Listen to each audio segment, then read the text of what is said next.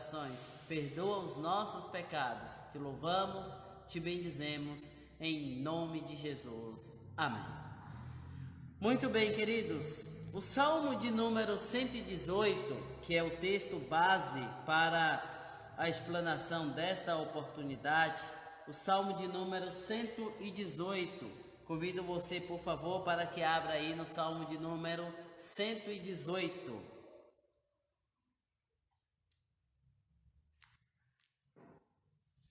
Salmo de número 118, que diz assim: Rendei graças ao Senhor, porque Ele é bom, porque a sua misericórdia dura para sempre. Diga, pois, Israel, sim, a sua misericórdia dura para sempre. Diga, pois, a casa de Arão, sim, a sua misericórdia dura para sempre. Digam, pois, os que temem ao Senhor, sim, a sua misericórdia dura para sempre. Em meio à tribulação, invoquei o Senhor, e o Senhor me ouviu e me deu folga. O Senhor está comigo, não temerei. Que me pode fazer o homem? O Senhor está comigo entre os que me ajudam. Por isso, verei cumprido o meu desejo nos que me odeiam. Melhor é buscar refúgio no Senhor do que confiar no homem. Melhor é buscar refúgio no Senhor do que confiar em príncipes. Todas as nações me cercaram, mas em nome do Senhor as destruí. Cercaram-me de todos os lados, mas em nome do Senhor as destruí. Como abelhas me cercaram, porém, como fogo em espinhos, foram queimadas, em nome do Senhor as destruí. Empurraram-me violentamente para me fazer cair, porém, o Senhor me amparou. O Senhor é a minha força e o meu cântico, porque Ele me salvou. Nas tendas do justo, a voz de júbilo e de salvação. A destra do Senhor faz proezas. A destra do Senhor se eleva, a destra do Senhor faz proezas. Não morrerei, antes viverei e contarei as obras do Senhor. O Senhor me castigou severamente, mas não me entregou à morte. Abriu-me as portas da justiça. Entrarei por elas e renderei graças ao Senhor. Esta é a porta do Senhor, por ela entrarão os justos. Render-te-ei graças, porque me acudistes e fostes a minha salvação.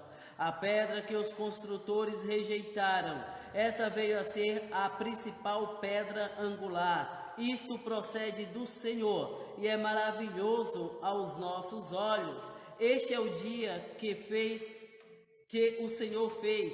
Regozijemo-nos e alegremo-nos nele.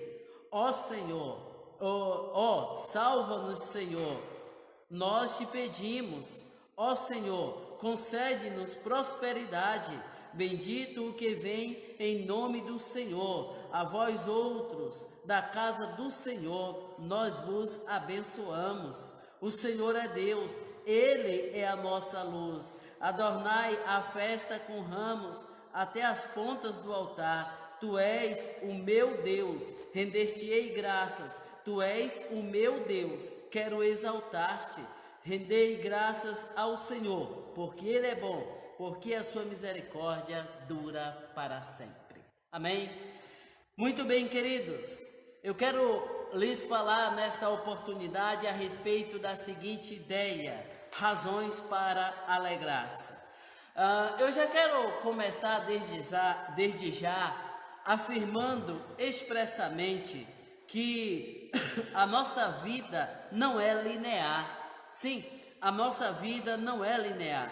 De maneira que, exatamente por isso, neste salmo, o salmista ele se encarregará aqui de falar a respeito de vários aspectos, vários sentimentos que sobrevêm à pessoa humana, tais como desânimo, ameaças, oposição, livramento miraculoso, de modo que nós vivemos essa constante de altos e baixos ao longo da nossa vida e, claro, como eu já disse em outros momentos, volto a repetir, a Bíblia não é um livro de super-heróis, mas os personagens bíblicos, eles vivenciaram as mesmas emoções que nós, eles vivenciaram os mesmos altos e baixos que nós. Exatamente por isso, quando você lê, por exemplo, o livro dos Salmos, você identifica-se com alguns salmos, com algumas situações, exatamente porque esses indivíduos, eles se encarregaram de registrar os seus altos e baixos, que naturalmente ocorre também com a nossa vida. Ora, queridos, este salmo é um daqueles salmos que é classificado como salmo messiânico, justamente porque você encontrará na vida dos salmistas algumas situações que naturalmente se farão presentes também na trajetória, na caminhada do Messias. Aliás, o próprio Cristo, em alguns momentos, repetirá na íntegra partes de alguns salmos. Este salmo é uma canção que é entoada de uma forma responsiva à medida em que o povo de Deus sobe à adoração. O Salmo 118 faz parte de um conjunto, de um grupo de salmos que começa lá no Salmo de número 113 e encerra-se no Salmo de número 118, que era entoado por ocasião das três principais festas celebradas pelos judeus, a saber, a Páscoa, que era a festa do livramento, Pentecostes e também a festa dos tabernáculos. Alguns estudiosos chegam a afirmar, com base lá em Marcos capítulo 14, verso de número 26, que o Senhor Jesus se entoou o Salmo 118 por ocasião da celebração da Páscoa. Se você observar lá, quando Jesus celebra a última Páscoa lá com os discípulos, será dito que depois de tudo eles entoaram hinos de louvor ao Senhor. De modo, queridos, que este salmo aqui é conhecido como Salmo Halel, ou Salmo egípcio, que é louvor ou celebração do livramento. Tendo dito estas questões, tendo trazido essas questões, dentro da perspectiva de razões para alegrar-se, eu quero falar inicialmente sobre um apelo à ação de graças pela continuação do amor pactual. Daí o salmista, aqui no verso 1, ele diz o seguinte: rendei graças ao Senhor, porque Ele é bom, porque a sua misericórdia dura para sempre. A essa altura, claro, você já deve ter identificado que estas mesmas palavras são repetidas exaustivamente no Salmo de número 136. Se você observar o Salmo de número 136, o salmista, do começo ao fim, ele diz: rendei graças ao Senhor, porque Ele é bom, porque a sua misericórdia dura para sempre. E aí ele vai traçando outras linhas paralelas com estas palavras. De modo, queridos, que a congregação é chamada a celebrar ao Senhor pelo seu caráter e por seus maravilhosos feitos. Sim, quando nós falamos a respeito do caráter de Deus, naturalmente estamos falando acerca da sua santidade. Somos ensinados ao longo de todo o texto bíblico a respeito da santidade de Deus. Somos ensinados que somos chamados a adorar ao Deus que é 3 vezes santo. E aí, somando a isso, a palavra nos fala a respeito dos poderosos feitos do Senhor. E aí é dentro dessa perspectiva que o salmista diz que nós devemos render graças ao Senhor, porque são muitos os seus feitos em favor do seu povo. De maneira, queridos, que o salmista dirá lá no verso de número 6, o Senhor está comigo. Essa convicção que está presente na vida do salmista deve consequentemente estar presente na vida de todo servo, de toda serva de Deus. Quando você observa, por exemplo, lá em Romanos capítulo 8, o apóstolo Paulo ele começa falando a respeito dos altos e baixos da caminhada cristã. E isso é muito interessante, porque chega lá no verso de número 31, ele diz, o que dizer mais, à vista de todas essas coisas? Se Deus é por nós, quem será contra nós? E aí o apóstolo Paulo enfatiza justamente isso, a presença de Deus na vida dos seus servos. E é isso que o salmista está enfatizando aqui nesse salmo. Ele fala que Deus se faz presente na vida dos seus servos. E é exatamente por esse motivo, é exatamente por esta razão que nós somos conclamados, que nós somos chamados a bendizer, a exaltar o Senhor em reconhecimento dos seus poderosos feitos em favor do seu povo. E aí, o salmista continua. Vá comigo, por favor, agora para os versos de número 2 ao 4.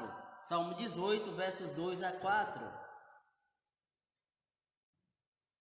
Diga, pois, Israel, sim, a sua misericórdia dura para sempre. Diga, pois, a casa de Arão, sim, a sua misericórdia dura para sempre. Diga, pois, os que temem ao Senhor, sim, a sua misericórdia dura para sempre. Diga, pois, Israel, aqueles a quem o Senhor graciosamente chamou, Israel, aquele que luta com Deus, e aí, na sequência ele diz, para a casa de Arão, que eram os sacerdotes, que eram aqueles que tinham a incumbência, a responsabilidade de conduzir o povo na presença de Deus, e finalmente ele diz, todos que temem o nome do Senhor. De maneira, queridos, que os três grupos são convidados aqui a entoar hinos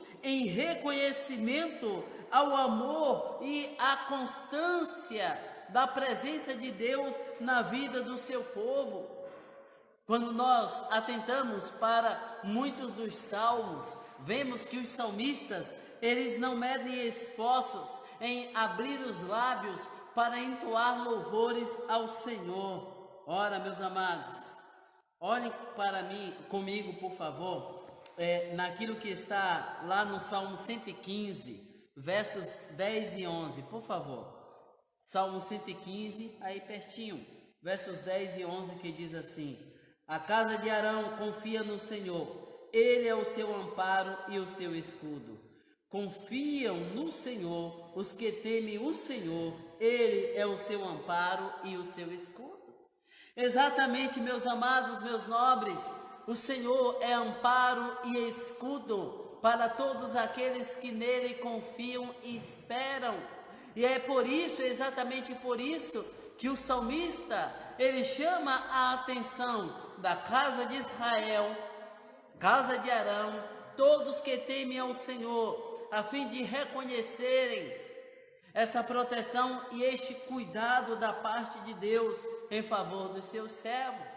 Mas não só isso, o salmista agora ele passa a dar um testemunho pessoal a respeito do agir de Deus na sua vida. O verso de número 5 aí do Salmo 118 diz assim, em meio à tribulação invoquei o Senhor, e o Senhor me ouviu e me deu folga. Ora, muito provavelmente este salmo foi escrito por Davi, embora alguns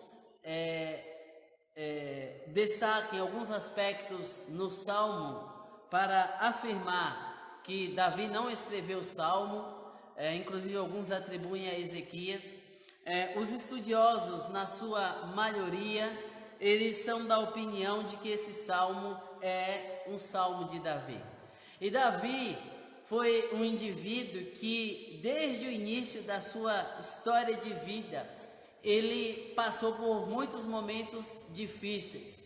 Lá no iniciozinho, quando ele ainda era adolescente, os irmãos devem lembrar a história de Davi, e quando o sacerdote foi lá ungir, depois de ter mostrado todo mundo, e foi perguntado se não tinha mais alguém, e o pai de Davi falou com desdém: tem lá um menino lá no campo. Não só isso, houve um determinado momento lá, quando o filisteu, Golias, afrontava o povo de Deus, e que Davi foi lá na batalha, e os irmãos trataram Davi como um mexeriqueiro, como intrometido, melhor dizendo, como intrometido, coisa do tipo: o que você veio fazer aqui, afinal de contas? E assim Davi foi tratado com hostilidade.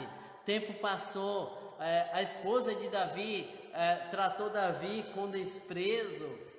O tempo foi passando, Saul inclusive quis tirar a vida de Davi. Houve um determinado momento em que Davi teve que fugir de um filho. Quer dizer, ele passou por vários momentos, várias intempéries na sua vida, e é exatamente a respeito de todas essas dificuldades vivenciadas ao longo da sua vida, sem falar dos povos inimigos que estavam constantemente conspirando contra. E em tudo isso, ele dá o testemunho de que o Senhor foi servido em protegê-lo. Naqueles momentos em que ele se viu prostrado, ele não tinha outra alternativa a não ser recorrer ao Senhor, mas foi isso que ele fez, e fez prazerosamente e de uma forma convicta, porque conforme a própria palavra testemunha, Davi era um homem segundo o coração de Deus. Ele tinha um coração desejoso do Senhor. Por isso ele diz: em meio à tribulação invoquei o nome do Senhor. E aí, ainda no verso de número 5, na parte B, ele diz: e o Senhor me ouviu e me deu folga. Olha só que coisa fantástica! Ele dá testemunho de que no aperto ele clamou, e Deus foi servido em inclinar os seus santos ouvidos e atender o seu servo nas suas necessidades. Ora, queridos, em contraste com a bondade, fidelidade, amor e auxílio do Senhor, está o mau propósito do homem, sim. Observe o que diz aí o verso de número 6. O Senhor está comigo, não temerei. O que me pode fazer o homem? Verso 8. Melhor é buscar refúgio no Senhor do que confiar no homem. Não é verdade isso? A palavra não nos diz que maldito é o homem que confia no homem? Claro, a palavra está falando em depositar no homem falho toda a inteireza do seu coração. E aí é nesse sentido que a palavra nos adverte que devemos depositar a nossa confiança total e completa no Senhor, porque é Ele quem detém o controle de todas as coisas, e é consequentemente também Ele quem tem a resposta de que o nosso coração necessita. O salmista aí nos versos de número 10 a 14, ele falará que ele estava cercado por todos os lados. E naquele instante, a pergunta naturalmente que lhe veio ao coração foi: e agora, o que fazer? Daí, ele não viu outra alternativa a não ser recorrer ao Senhor, recorrer ao suporte da parte do Senhor. Daí ele diz assim, que ele foi cercado como abelhas cercam, e no entanto, aqueles que conspiraram, que investiram contra eles, foram destruídos, como espinhos no fogo. Lembre-se aí, por exemplo, de um fogo em paias secas. Assim aconteceu. Ora, queridos, pressão intensa. Você já se viu diante de uma pressão intensa? Você eventualmente já se viu em algum momento onde você olha para todos os seus recursos, não vê alternativa em meio ou diante dos recursos que você tem ao seu alcance, onde você tende naturalmente a desesperar. Davi se viu apertado, mas um fator muitíssimo interessante e que ele deixa muito claro aqui, é que em meio às pressões aplicadas, ele recorreu ao Senhor, e foi o Senhor que lhe deu vitória, de maneira que a vitória não é atribuída aqui à capacidade militar do indivíduo, mas ao agir do Senhor. E é exatamente, amados, dentro dessa perspectiva que nós somos ensinados, que nós somos instruídos, para que confiemos no Senhor como sendo a resposta de que nós necessitamos para triunfarmos em meio aos desafios. No verso de número 17, olha só o que o salmista diz. Verso de número 17: não morrerei, antes viverei e contarei as obras do Senhor. Sim, ele passou por vários momentos difíceis na sua vida, situações as quais lhe levou à beira do colapso, mas ele fala com convicção: não morrerei, antes viverei e serei um testemunho vivo acerca dos poderosos feitos do Senhor. Não é o meu fim, diz o salmista, eu ainda viverei e testemunharei da parte do Senhor. Mas,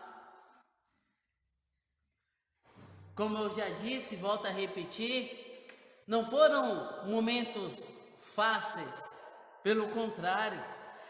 Inclusive o salmista, ele dá testemunho de que houve um determinado momento da sua vida que o próprio Deus foi servido em pressionar o salmista. No verso de número 18, olha só o que diz aí. Deveras, 18 melhor dizendo, vamos lá, 18. O Senhor me castigou severamente, mas não me entregou à morte. Quando nós olhamos para Hebreus, capítulo 12, o verso de número 6, o autor aos Hebreus diz que o Senhor corrige a todos aqueles que ama.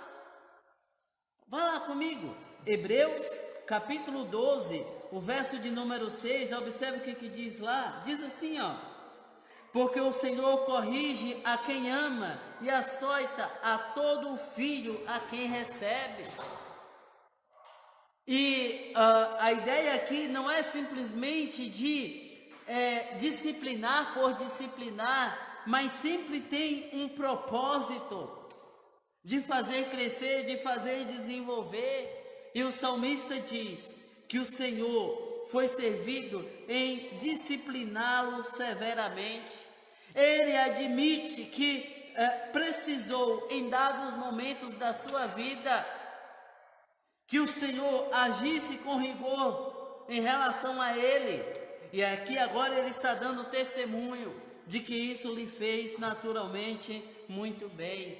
E aí, quando eu leio coisa dessa natureza, me veio até à mente o episódio recente, né, envolvendo o ministro da Educação, que é um pastor, né, e aí alguém foi lá investigar, pegou um sermão do pastor e disse: tá vendo aí? Ele defende que se corrija aos filhos, né, que castigue, etc. Não é verdade que a palavra nos diz que isso faz bem para o indivíduo? O próprio Senhor faz isso com os seus filhos, conforme diz o autor aos Hebreus. E como isso amadurece o indivíduo, e como isso faz o indivíduo refletir a respeito das suas ações.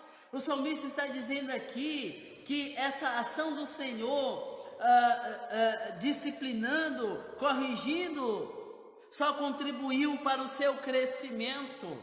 Ora, meus queridos, ora, meus amados, Pensemos ainda a respeito da seguinte ideia: um chamado à alegria e à prosperidade. Versos 24 e 25 aí do nosso texto base. Esse é o dia que o Senhor fez, regozijemo-nos e alegremo-nos nele. Ó, salva-nos, Senhor, nós te pedimos. Ó Senhor, concede-nos prosperidade. E aqui, claro, conforme é o contexto aqui da passagem, essa ideia de prosperidade está ligado à ideia espiritual. Sim, o salmista, ele almeja prosperar espiritualmente na presença do Senhor. Por isso, a ideia aqui é de celebração pela vitória na batalha. Regozijemo-nos e alegremo-nos nele. Davi contempla a fidelidade do Senhor em ação. E isso o leva naturalmente a louvá-lo. Ora, meus queridos, meus nobres, daí ele diz: concede-nos prosperidade. Lembra lá o que é que Pedro instruirá em 1 Pedro capítulo 3? Antes crescei na graça e no conhecimento de Cristo Jesus. Somos chamados a crescer espiritualmente. E aí, essa vivência com Deus, essa experiência de comunhão com o Senhor contribui em muito para que nós prosperemos, né? Mas aí talvez você pergunte: mas pastor, não poderia ser uma prosperidade material? Isso é consequência, né? Jesus ensina lá em Mateus capítulo 6 que é consequência, mas à luz do texto aqui, a conclusão é de que esta prosperidade é de natureza espiritual. Ora, queridos, depois de tantas intempéries vivenciadas, o salmista diz que agora é tempo de celebração. No futuro, ele continuaria clamando e dependendo do Senhor para que a prosperidade vinda do alto continuasse sendo, desta forma, uma constante na sua vida. E aí, como nós podemos aplicar? Conforme eu disse, esse salmo é um salmo messiânico. E você encontrará aqui, em várias partes do salmo, aspectos presentes na pessoa de Cristo. Quando o salmista fala, por exemplo, a respeito da pedra principal que foi rejeitada, né? E aí nós vemos isso na pessoa de Cristo. Quando o salmista fala a respeito da tribulação e da tristeza, também isso pode estar ligado à pessoa de Cristo. Quando o salmista fala bendito o que vem em nome do Senhor, quando você olha para Lucas capítulo 19, nós vemos lá a entrada triunfal de Cristo, e assim nós vamos encontrar vários aspectos do Salmo fazendo referência ao Messias que haveria de vir. Ora, amados, Deus é bondoso, amoroso e confiável. E exatamente por isso nós somos instruídos pela palavra a depositarmos a nossa fé, a nossa confiança neste Deus maravilhoso. Deus pode sim me ajudar a suportar as pressões que os altos e baixos da vida tentam impor sobre mim. Daí, a exemplo do salmista, eu sou ensinado a confiar no Senhor, na certeza de que Ele é o meu ajudador. O que Deus requer de você? Você já se fez essa pergunta hoje? O que Deus requer de você? Talvez mais fé, mais confiança, talvez que você seja menos oscilante na fé. Pense nisso. Será que você pode afirmar as palavras que foram declaradas pelo salmista aqui? Ele o faz como sendo sua própria vivência e sua própria experiência. Mas as palavras descritas por ele aqui, embora estivessem contextualizadas ali no salmista, elas não são exclusivas, mas estão e podem estar presentes na vida de todos os servos de Deus. Pergunto: como está a tua vida com Deus? Como está a tua confiança no Senhor? Será que porventura você está passando por algum momento difícil nesse instante? De repente, enfermidade, desemprego, problemas no âmbito familiar, de repente dificuldades no trabalho. São tantas coisas que podem aplicar pressão sobre a tua vida. E é exatamente por isso que eu te desafio a que, a exemplo do salmista, você deposite a sua fé e a sua confiança no Senhor, na certeza de que Ele é aquele que trabalha para todos aqueles que nele confiam e esperam. Que Deus, na sua graça, te abençoe. Vamos nesse instante louvar ao Senhor, cantando o hino de número 49 do Novo Cântico. 49.